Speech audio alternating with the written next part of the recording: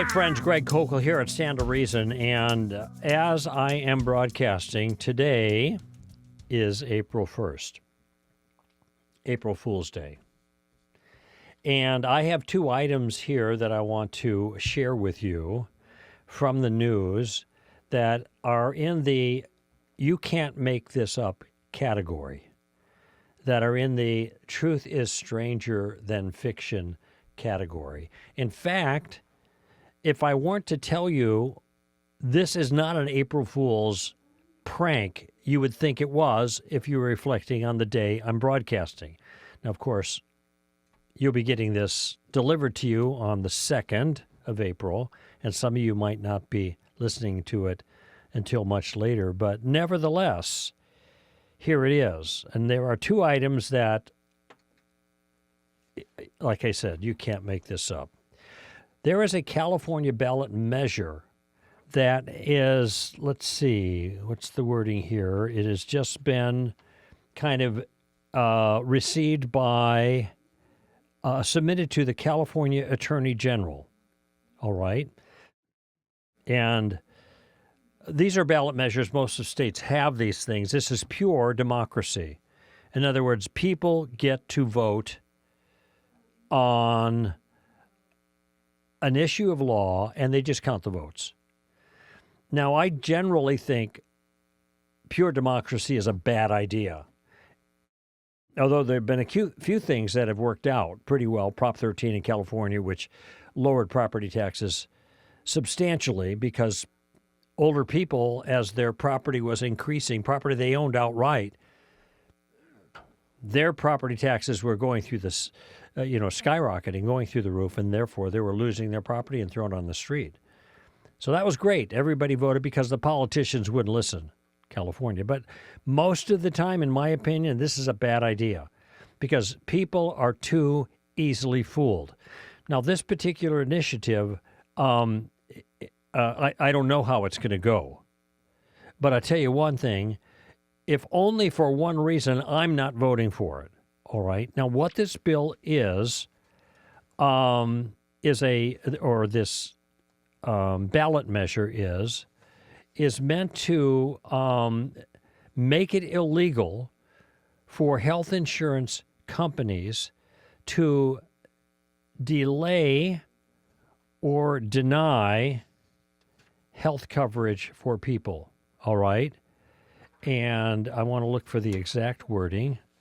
That's if people have health coverage. Let me read it here. The proposed ballot measure would make it illegal for an insurance company to, delay, deny, or modify any medical procedure or medication, close quote, recommended by a doctor if there could be serious consequences, including, quoting again now from the piece, disability, death, amputation, permanent disfigurement, loss, or reduction of any bodily function, close quote, according to the document filed by the California Attorney General's office. Now, just looking at the wording, delay, deny, or modify any medical procedure, these are like very vague terms. What does a delay amount to? This is a problem with any law if you have terms that are vague, but that's not what concerns me. Okay? These two words, delay or deny, do they sound familiar to you? In December 4th, 2024, Brian Thompson, the CEO of United Healthcare, was cut down in an act of cold-blooded murder in New York City. And the shell casings left behind had the words delay and deny etched into them. And the reason is the individual that has been apprehended and is being charged with the murder, Luigi Mangione, had a gripe against healthcare companies, which, as far as I understand it, never hurt him. I think he's a fairly well-heeled citizen, And my understanding of reading the reports at the time, it had never suffered at the hands of healthcare industry, but he thought there was a real problem here. And maybe there is. But only in the state of California will you have what happened here.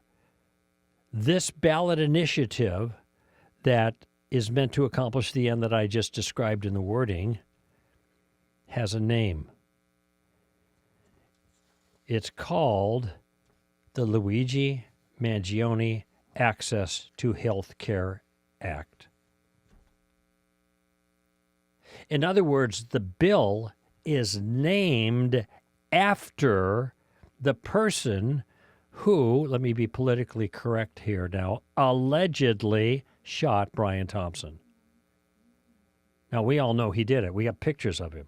Of course, he's got to go through the process. I get it. But I'm not violating due process by coming to the conclusion that this is the guy who did it, because you all who follow this know he did. They're not only naming the bill after the man who committed a murder, so it's not just a bill named after a cold-blooded murderer. It is a bill named after this man in virtue of the cold-blooded murder. I am not making this up. I'm reading from the New York Post. Now, I read about this a couple of days ago, and just online, came up as in the feed somewhere, and I thought, holy cow, only in California, right? And then I said, I got to mention this on the air, but I didn't want to mention it just offhandedly because you wouldn't believe me. And so I had Amy find a bona fide source, in this case, the New York Post, though it's not the only place that's carried this, I'm sure, so that I can give you a proper bib source for this information about the California ballot measure named the Luigi Mangione Access to Health Care Act. I don't have to say anything more, right? Do I? Now it says here, well, maybe I'll add this. It says here that the measure must gather over 546,000 valid signatures from registered California voters to be included in the November 2026 ballot. I'm not going to vote for it if it is. I hope it doesn't even go there. I don't know if it's a good idea or not, all things considered, but I know that California voters are likely to be swayed just by the idea, not by the legal language or the long-term effect of this. And here's a picture of somebody campaigning healthcare, a big giant poster they're carrying, healthcare is a human right. Really? Where'd you get that idea? Who's going to pay for that healthcare? Are you going to walk into a doctor and say, you must take care of me because it's a human right for you to take care of me? Anyway. That's called a positive right, by the way, just so the language is understood. A negative right is the right to be left alone. And all of the rights in the Bill of Rights are negative rights. You leave me alone to worship, you leave me alone to assemble, leave me alone to speak, leave me alone to arm myself, etc., etc., etc. A positive right says you have a right to get something that someone else has to give you in a material fashion before you do anything just because you're breathing. And of course now there's a long list of that. And another, Dennis Prager once mentioned, well, if healthcare is a human right, why isn't food? Why don't we just give away food because it's a human right to have food? This is nonsense. Only in California. Now, I have another piece here that's in the same category, all right? And this isn't from the U.S. of A., state of California. But, you know, it could have been, it seems to me. This is from the UK, and those people are going a little bit crazy. Here, at least, the whole woke train is chugging to a stop, fortunately, because it's so abusive. And it's so inimical to individual freedom and to common sense. So here I have a piece, and I can't tell you. Do you remember the source here for this piece, Amy, that you printed out for me? The Daily Telegraph or the Daily Wire, whatever. It's a British piece. Here's the headline. And I don't have to give much commentary here, just like the last crazy thing, because the basic substance speaks for itself. And it can be captured in one word, lunacy. Here's the headline. I'll give you the bib source in a minute. The Daily Mail. Okay, so it's a British publication. This is about something that happened in Great Britain, the UK. Here's the headline. Toddler. Did you get that? Toddler. A toddler is a little human being that toddles around. Wears diapers. Toddler is kicked out of nursery. What do you think a toddler would be? Why would a toddler be kicked out of a nursery? Oh, he punched somebody, or he made a mess, or tore things up, or what harm can a toddler do except for wet his pants? Toddler is kicked out of nursery for being transphobic. A toddler has been kicked out of a nursery after being accused of transphobia, new figures reveal. I'm just going to read it. The child, aged 3 or 4, was suspended for, quote, abuse against sexual orientation and gender identity, close quote. Statistics indicate 94 pupils at similar primary institutions were suspended or permanently excluded for transphobia or homophobia in the same year. This included 10 pupils from year 1 and 3 from year 2, where the maximum age was 7 and one child was of nursery age.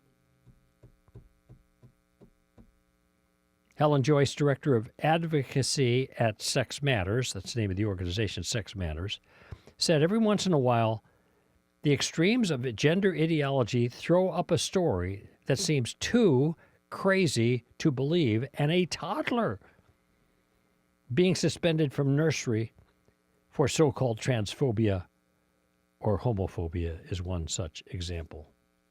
Teachers and school leaders involved in this insanity should be ashamed of themselves for projecting adult concepts and beliefs onto such young children. Well put, Helen Joyce. But that's not the view of the government. That's certainly not the view of the educational system. I continue in the article. Across all primary schools and state schools, the number of pupils suspended or expelled for homophobic or transphobic behavior increased from 164 in 21-22 to 178 in 22-23. So there's a trend here. You think, well, that isn't that many people.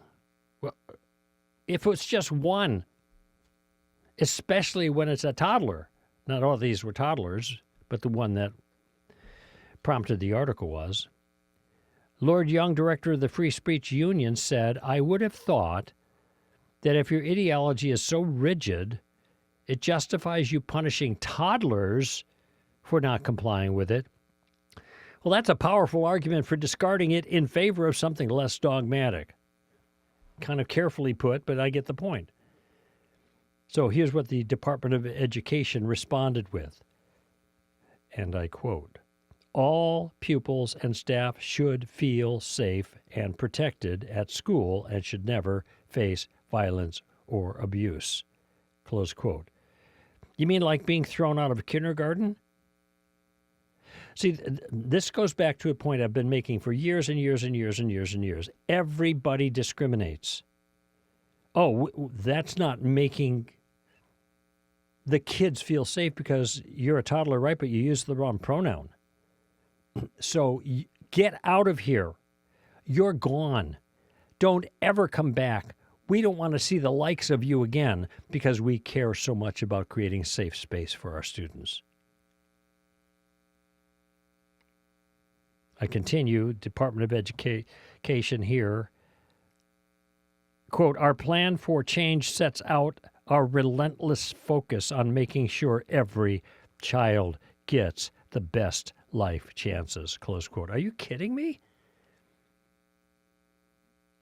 Misgendering somebody is going to, especially with toddlers or youngsters even, is going to somehow undermine the future of some student in the UK. Listen to this. In 2022, this is a Church of England school. I thought they were religious. In the Isle of Wight, warned a 6-year-old boy's parents that he might be deemed transphobic if he were to question another pupil wearing a dress. I know it looks, you're not used to it. Don't say anything.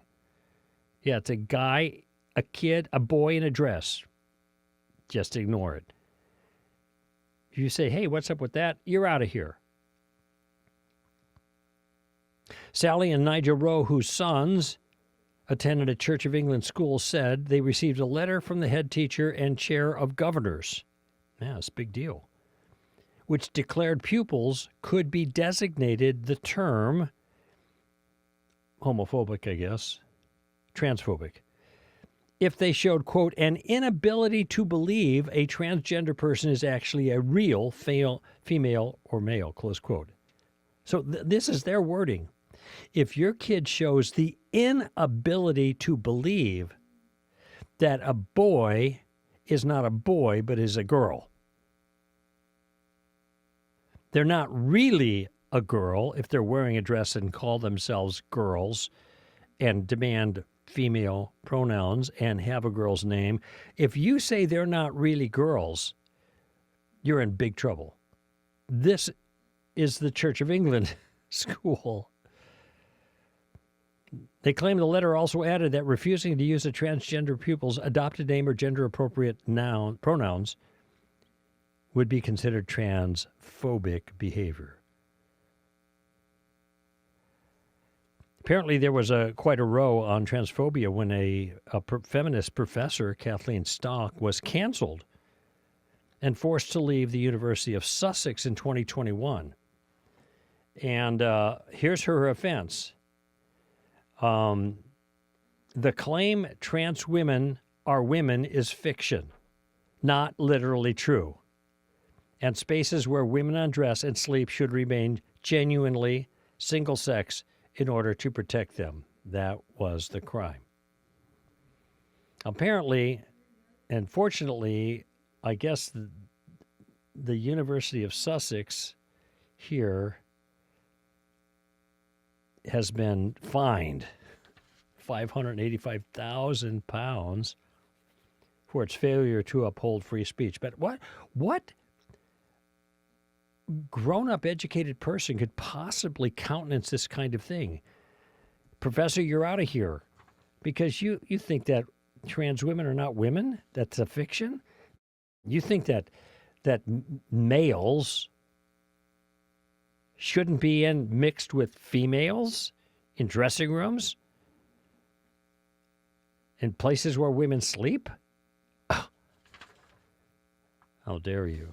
So this is still alive and well in the world. Let me make a comment about phobic language. You know, phobic words have become useless for ordinary discourse. There's a number of words that have been so abused that they mean almost nothing. Rape is one of them, by the way. The words don't mean anything anymore. Any of the phobic words. They used to describe some kind of irrational fear, but not anymore. Those words are simply used now to disparage someone who has a perspective that the left doesn't like. It's all it is pathetic name-calling. Now, it used to be what was called homophobia, and that, by the way, was the first of the abusive and twisted phobic words. Now we've got transphobia. Now we got, what do we have? We have Islamophobia. We have all these phobias. You don't have Christian phobia, though. That's not in the lexicon. Curious, isn't it? But what used to be called, and still is now, homophobia, was countered in schools by anti-bullying rules. So now you got this whole thing about no bullying. When I was a kid, they never had rules against that. Was there bullying? Yeah. Did teachers intervene with bullying? Yeah. But they didn't have anti-bullying rules. That all started with so-called homophobia. Here's what's ironic about that, though. Those on the left are the biggest bullies on the very issues they have been campaigning against bullying on. And now, at least in the UK, and things like this are happening in this country, though less this year than last year,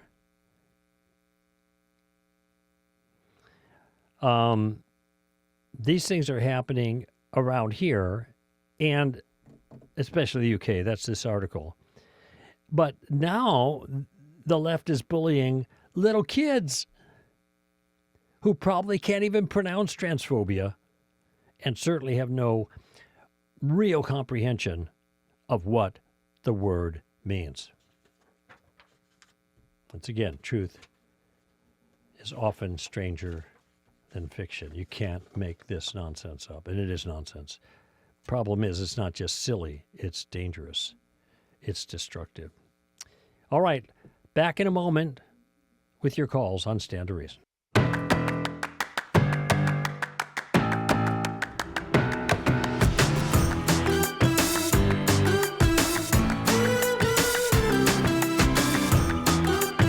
All right, a couple of quick reminders here, or announcements before we go to calls. We have a new STRU class. It's actually our 31st class, I think. Is that what we learned today at our meeting? The 31st STRU class.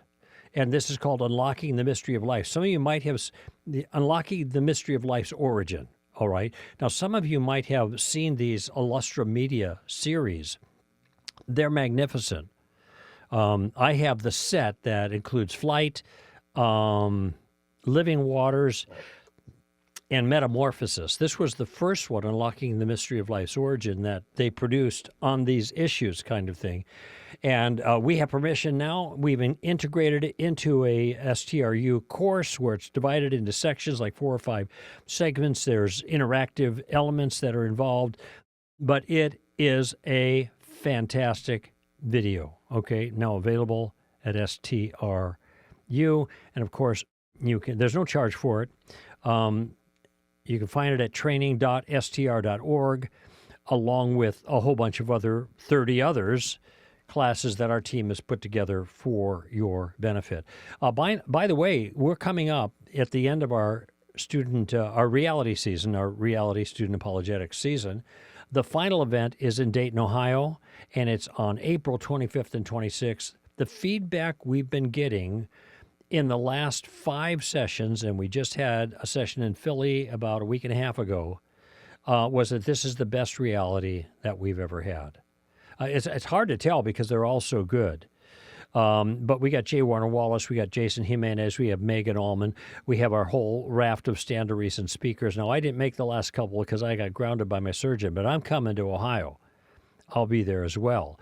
April 25th and 26th, if you're within striking distance, it's the first time that we've had anything in the flyover states in Middle America, all right? And we're glad to do that. So go to realityapologetics.com and you can get all the information. Now, I'm not sure exactly how many we've got signed up, but we're thrilled about the momentum so far. And if you go to realityapologetics.com, you're going to get all the skinny on it, and we hope to see you there. All right? It's going to be great. One last thing is, some of you like this show, but you've never listened to hashtag STRask. If you like this show, and we've got a spot that runs that talks about it, and I say this, if you like this one, you'll love the other one. Because you get Amy Hall, the great Amy Hall, in addition to me. She's the host of the show, and she contributes so much to answering your questions that you send in by hashtag STRask. That's the handle. So if you go to what used to be called Twitter, now called X, you can X us and put with your question and just put hashtag STRask in it. Now, we go through 4, 6, 7 of these a week, as people are asking all kinds of questions, and they're really great. But we're moving through a lot of them. So we're looking for more people to weigh in. So please send us your questions. You don't have to wait in line. You don't have to be verbally clever like maybe on open mic calls. Just send us your question. And keep it short, kind of like a tweet used to be. Do they still have those limits? They don't have those limits. They do. Okay, whatever it is, I don't know the number, but kind of a tweet length or X length, whatever they say nowadays. And we'll be glad to answer your question, and you get Amy's wonderful input at the same time. That's hashtag STR Ask. All right, let us go to our callers, and we have Granbury, Texas, and Craig. Hello, Craig. Hey, how you doing? Doing great, buddy. How are you? Doing good. Hey, can sort of relate on that opening article you were talking about. The thing that scares me about what it was you were reading is not so much, the face value of what you're reading. That, as you know, whenever either a state or a federal government wants to pass a law, they pass the antiseptic version they want everyone to approve of first to start the slippery slope. Then they start, quote unquote, fixing it. And that's what I can see is, and what made me think of you're talking about United Health. I used to have United Health Insurance a number of moons ago. And in there, they, if for whatever reason, that inner drag queen decided to want to come out, they'll pay for the first $75,000 of the gender reassignment surgery. Point being is if there are other insurances that don't pay for it, it'll probably be a way to legally strong-arm them into doing so. Well, it's interesting. I didn't know this about initiatives that you can have the sanitized version, as you put it, and then then the local governments or the state governments can get in and start amending it. Yeah, after it passes. Banks are very good at doing that historically.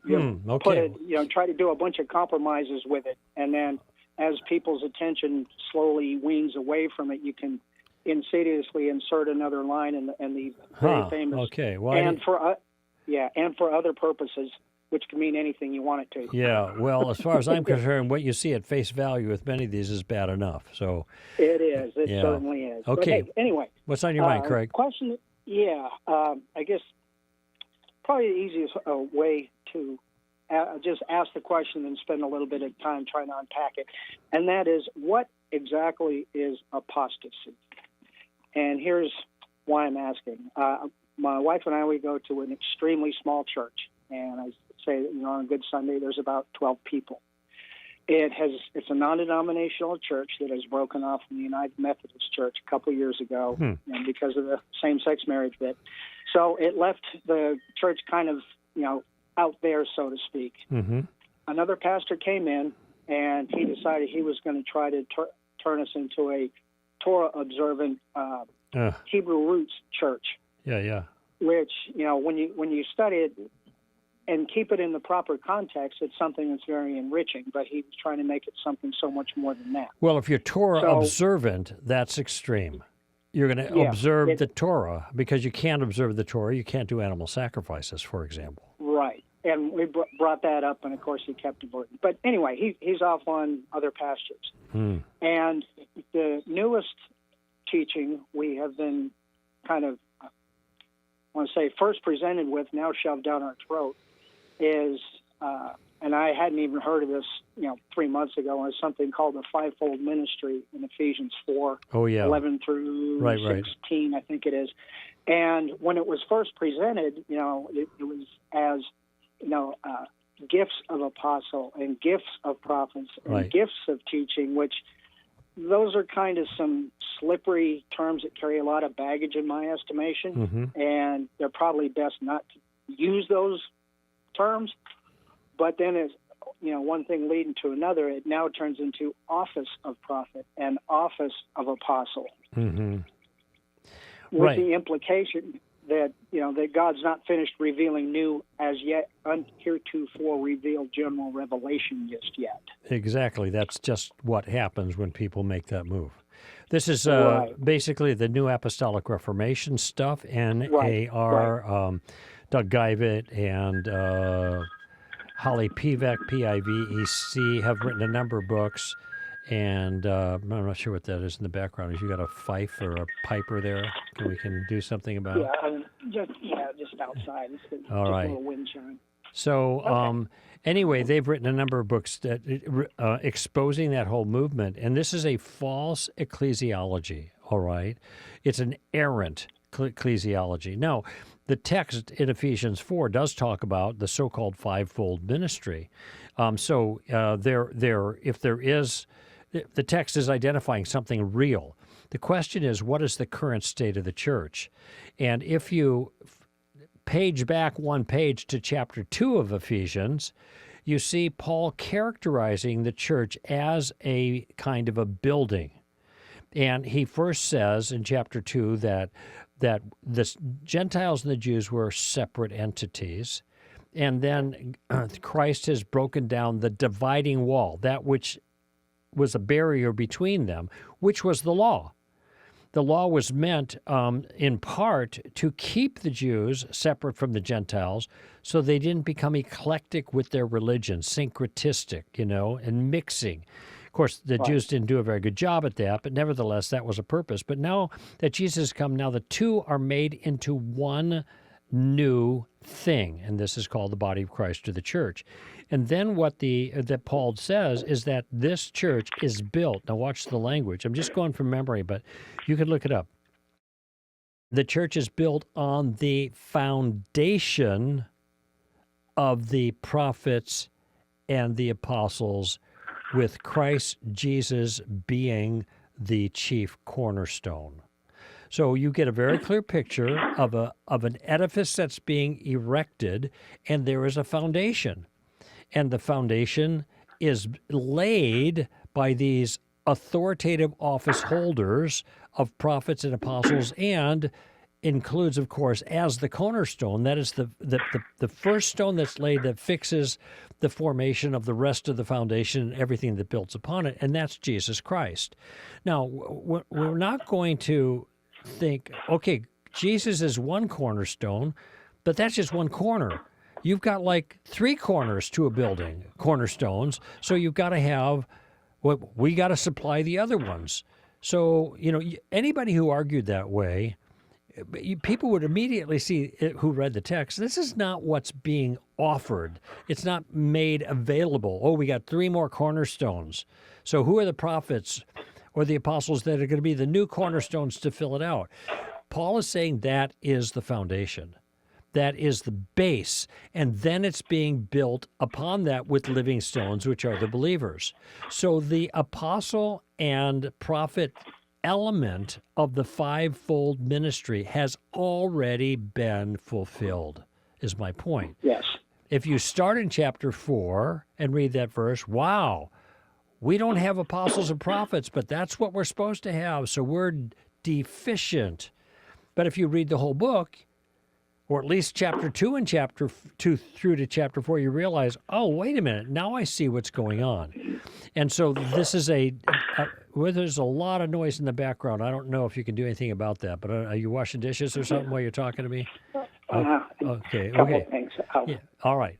So anyway, when people read that and then make the application that the NAR is making, and also apparently your new pastor, they're making a huge mistake in terms of biblical ecclesiology. That is, the biblical teaching on the nature of the church, and all kinds of error follows from that. Now, I know in the way Amy typed this up that you have a concern about apostasy. Well, this is apostasy, and but apostasy means a falling away, and so I guess you could say there are different degrees of apostasy. You could have a little bit or you could have a lot. But normally, when apostasy starts, it's like a ball rolling down a hill. It gets going, and it doesn't stop because people have gotten on the wrong foot somewhere along the line. And when they get on the wrong foot, and maybe what they're doing is denying the authority of the Bible, or maybe they're establishing a false Christology, person of Jesus, or maybe they're establishing a false ecclesiology, which is the doctrine of the church, man, that train has taken off, and it's very hard to stop it. And I think that's what you're facing in your circumstance. That's my suggestion in your, cheaper by the dozen church. Yeah, and it's and a little bit of a backstory. This isn't particularly the church that we go to. It has a sister associated church that's about 30 miles away, and that's where they're teaching it. And the first big red flag that went up is the pastor, they kind of shun that word. They have a prophetess, and the church leadership goes by, Apostle John Smith. Oh, bad news. Yeah, and so that's why I have no need to go there. And where my concern is we have one fellow member we care for very much, and she's bought into it hook, line, and sinker. Yeah. And at this point, there's really not much reasoning with her on it. That's right. She just has to find out the once ramification. Once you have a person who speaks for God, that's the end of the discussion. And that's a difficulty here. By the way, just to be clear, there are some African-American type churches that use the term apostle for pastors and stuff like that. And I'm not suggesting that all of them are into this kind of error. But what you're identifying is a movement, the NAR, a big deal, Northern California, Bethel Church, and Bill Johnson, one of the leaders, one of the ringleaders of that enterprise. If you want more information about it, I'd get a copy of God's Super Apostles by Guyvet, Geivett, I think, and Holly Pivek, and that will help you more if you need more help. But you said this church is 30 miles away? Yeah. Okay, stay 30 miles away from it. That's what we definitely intend on doing. Okay, let me ask you a question. In Granbury, Texas, are you in a very remote area, and so you don't have any larger churches within striking distance? Oh, we do. It's just most of them, they're either the Church of Laodicea or they just don't care. One that just came out of for about 7 years, they were extremely milky. They were happy being spoon-fed the same line every week. And this church we're going to now, there's 4 families that are there, and they're just all on fire to study the Word. And when we have Bible study, our studies will go for 30 minutes or sometimes 3 hours, depending on the topic. Well, there's a benefit to that. You say it's only 12 people, so there must be small families, but I'm not dissing that. A lot of house churches start that way, good thing. But the thing is that when you have a small group of people, it's hard to oppose kind of a power move by somebody, and it's also hard to have enough educated input to avoid error. All right? So I'm just saying there's a built-in liability there that you need to keep in mind. But I'm glad that you called, because hopefully this has been helpful conversation, and I hope you get a copy of their... It has, and the meat of it is what got me to thinking is whenever you read through the Bible, like in Jude or in 2 Peter, talking about these apostates, these are people who knowingly and willingly shake their fist and say, I will not. But I'm wondering, can an apostate be someone who, out of innocent ignorance, is being taught false teaching and just doesn't know it? Yeah, I think what can happen if a group gets apostate, that you have a teacher that has a heterodox or even a heretical. Heterodox just means it's not right, but it's not heresy. Okay, it's not that. It's like a misdemeanor, not a felony, right? But if they can have a heterodox or a heretical view that the church begins to believe and they follow along with it, the people may not be schooled enough to see the error. And so they fall into it, but it turns out to represent an apostasy. That is a falling away from the basic truth. Now, there's warnings for this everywhere. Right? In Acts chapter 20, there is Paul saying goodbye to the Ephesian elders there on the beach.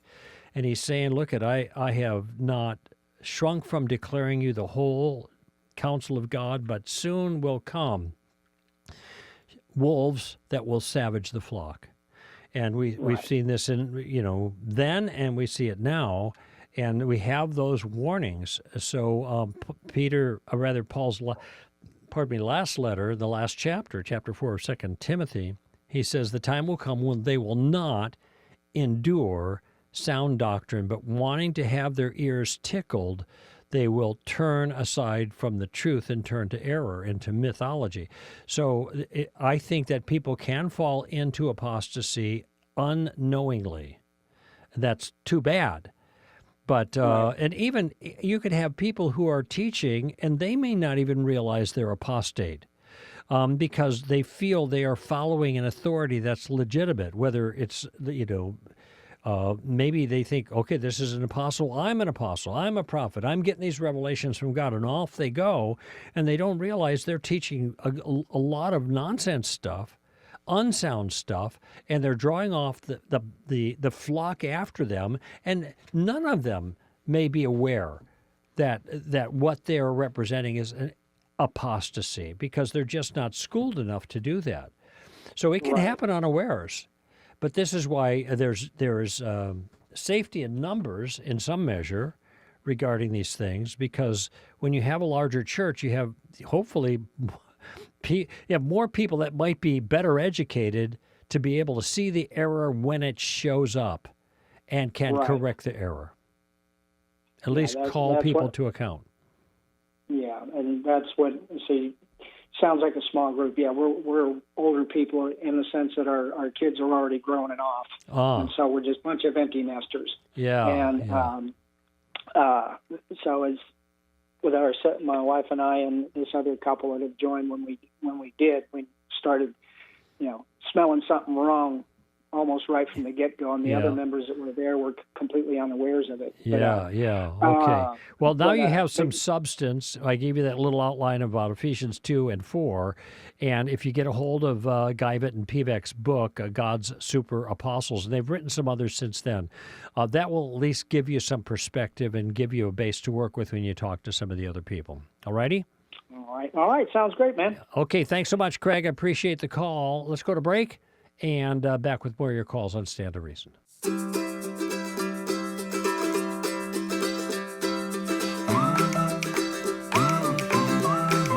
right, final segment of this hour. Let's go to Sarasota, Florida, where my kid brother lives. Harry, welcome to the show.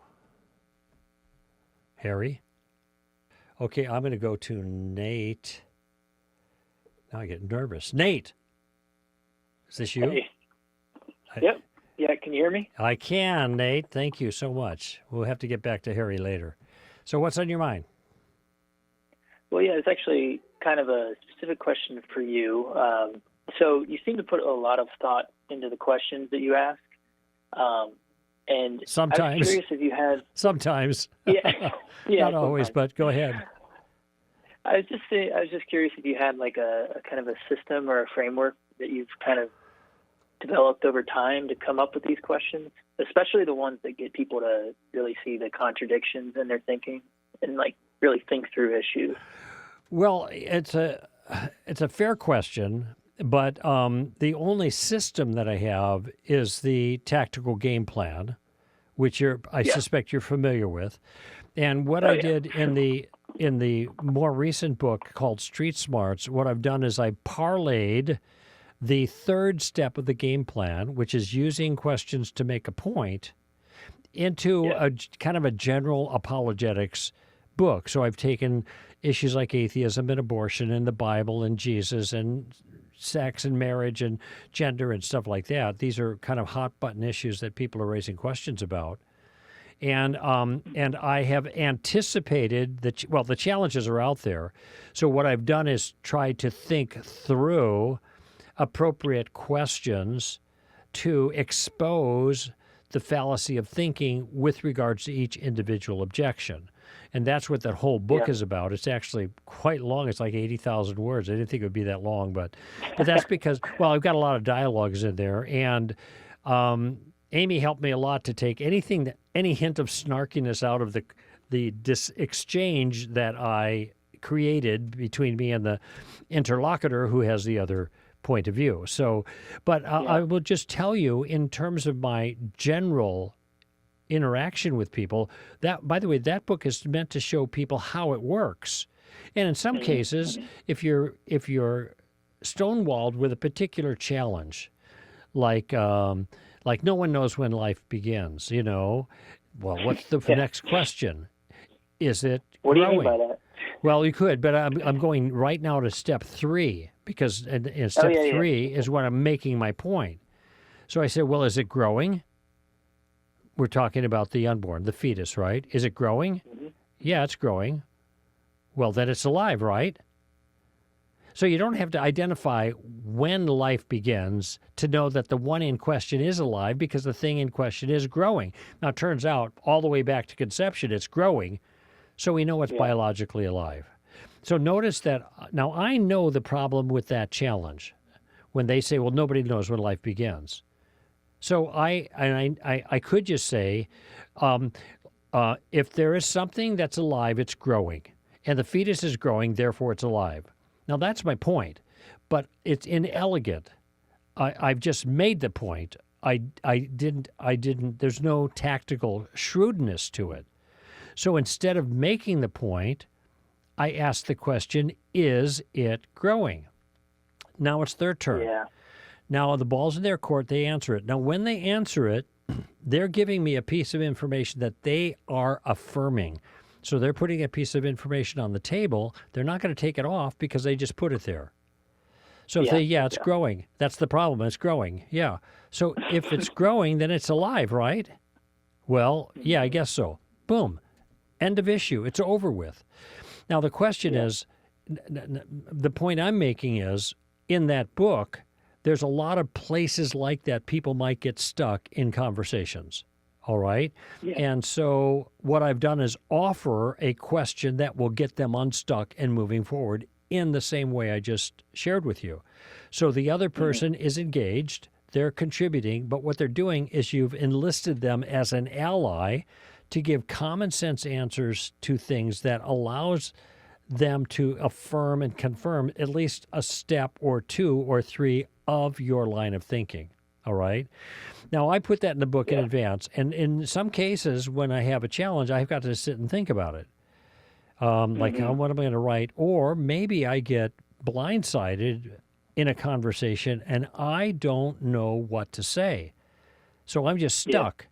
So what am I going to do when that happens? When I'm on my own, at my leisure, when the pressure's off, I'm going to think about it. And I'm going to think, what could I have said that would have helped? So sometimes I'm anticipating the objection and I'm thinking, okay, let me back up just a skosh here, Harry. Nate rather, I have to know the problem that is inherent in the challenge they're offering. I've got to know what's wrong with it before I can expose the wrong. And that's a ton of the material in Street Smarts is showing what's wrong in all of these challenges. Now, once you know what's wrong, now you want to try to deal with the error by using questions, and that takes a little creativity. So sometimes I'm thinking after the fact, what could I have said? And then I think of it, then I try to remember it for next time. Sometimes it just comes to me. And because I'm focused on asking the questions, and also since I've been in play for quite a while, I can see the problem. Okay, it's arrogant to say. People say, well, it's arrogant to say that your view is true, and other views are false. Okay, now that's a statement. Now I know exactly what's wrong with that right away. It's self-refuting.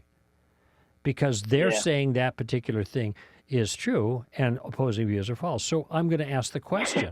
I'm going to say, do you think the view that you just expressed is true and others are false? Now it's a question, the ball's in their court. Now, but see, because I've been around the block a few times, those kinds of things jump right out at me. Now, what I have to guard myself from doing, Nate, is saying, aha, I got you. That's self-refuting. Yeah. It doesn't fulfill its own requirements, blah, blah, blah. Yeah, you got to turn it into a question because people respond so much better. Absolutely. It's Jesus said to be gentle but shrewd. Okay, so this is what we're doing. So here's my suggestion for you. I mean, I know this sounds self-serving, but I would get a copy of the book Street Smarts, first of all, because there I walk through a whole host of issues that Christians get blindsided on or stonewalled, or they don't know how to respond. And so what I do is try to educate on all of these issues. Here's what's wrong with that challenge. It's my body. I can do whatever I want. You can do anything you want with your own body. Anything I want. Well, how about this? Can you do this? I had a woman that said that to me when we were in the airport. We were waiting for a flight. And I just made the observation, when you cross the curb, ma'am, the government slapped all kinds of laws on your body, and you didn't object at all. Now, that wasn't very elegant, but that would be the point. Okay, that's what's wrong. So I'm going to try to find a question. So that will help you with a number of things. But I will tell you a secret about how this works, Nate, that the more that you do this, the more it becomes second nature. Yeah. It's just a matter of practice. And you realize, oh, I got that. Oh, okay, I see what's wrong there. That's part of your education. Mm-hmm. But it becomes second nature to think of a question that will help them, will involve them, will engage them, and maybe help them to see the mistake, but in an interactive kind of way. So you asked if I have a technique. I don't have anything more than what I just shared with you. Yeah. Sometimes it's reflection after the fact. What could I have said? Sometimes, like in the Street Smarts book, you can read before the fact. Well, here's the question to ask: is it growing? Yeah. And by the way, when somebody says on the abortion issue, well, it may be a human being, but it's not a person. I know exactly the question I ask. Do you know my question? Yeah. Let me remember it. What's the difference? What's the difference? Yes. That's the question. Yeah. What's the difference? And then then you can just say that anybody is less valuable because of the size or location. Yeah, that's the sled test, right? Yeah, I didn't mean to put you on the spot, but it was kind of fun. No. Yeah, I was trying to remember because I did read Street Smarts and I absolutely loved it. Oh, you have it? Okay, great. So you see how that all works. And I would say I'm almost out of time here, so I'm rushing to the end. But I would say the key to all of this is doing it. The more you do it, the better you're going to get at it, and the more the impact you're going to have. And when you first start out, you may not be very effective. That's okay. Mm-hmm. That's okay. Remember, if you got Street Smarts, one of the first anecdotes is a gal who tried this tactical game plan for the very first time in a bookstore. And the whole dialogue is there because she called on the phone, and she called on the air, and we had this conversation. That's, I know, it's accurate, but it's just the very first time that she tried to use the tactical game plan. It was amazing at how it worked for her, and that gave her more confidence to do it again. Anyway, there you go, Nate. Thank you so much for the call, and look forward to chatting with you again, maybe. Greg Kokel here for Stand to Reason. Give them heaven, friends. Bye-bye now.